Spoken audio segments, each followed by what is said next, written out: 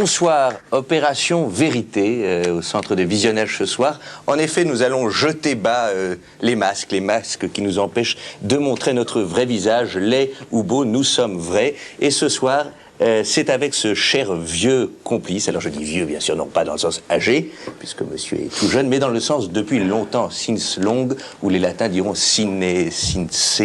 Oui, c'est bien comme ça que je l'entends. C'est un tout petit peu désagréable de m'interrompre dès le début de la plaidoirie. Je peux pas. Ah oui, je m'en aperçois un peu tard, mais voilà. je m'en aperçois. En tout cas, on est bien ensemble et ça c'est important. Oui, oui. Alors, jetons bas les masques, disais-je à l'époque, avant d'être interrompu de façon extrêmement vulgaire par ce cher vieux complice, vous n'êtes pas maître Morissard. Voilà. C'est un rôle que vous avez interprété. Alors quand je dis rôle, c'est le sens acteur, n'est-ce pas? Stanislavski, Grotowski, puis l'acteur studio de Lee Strasberg, ensuite le Petit Théâtre de Bouvard, bien sûr, avec Jean Mimi Mati, Didier Bourdon qui avait la carrière que l'on sait, Le Paris avec Bernard Campan, 3 millions d'entrées, et il marchait sur une grosse cigarette avec un faux ventre en plastique.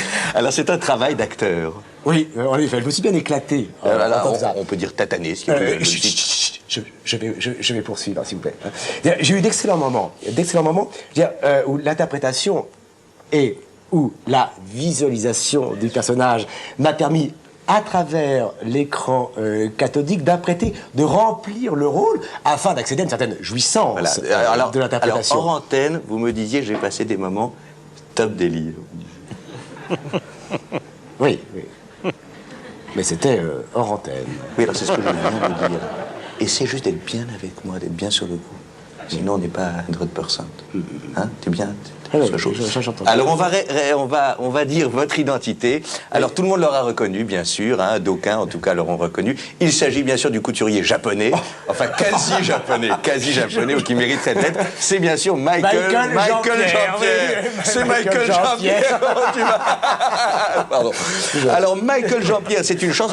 Quelle est votre théorie du vêtement pour la femme? Michael, vous me disiez hors antenne, vous avez repris la maison Alexandre McQueen, c'est vous qui dessinez. Non, je n'ai jamais parlé de ça. Non, jamais. Ici, c'est zéro prise de chou, oui, mais... no prise de tête, on essaie d'être sincère. Bien sûr. Alors, quelle est votre vision de la femme? Vous n'avez qu'une demi-heure pour la développer. Ma motivation, c'est l'amour de la femme. La femme fleur, la femme fruit, la femme enfant, la femme miel, la femme senteur, femme en majesté, la femme chérie, vous les aimez, la femme... Il faut passer à autre chose. Voilà.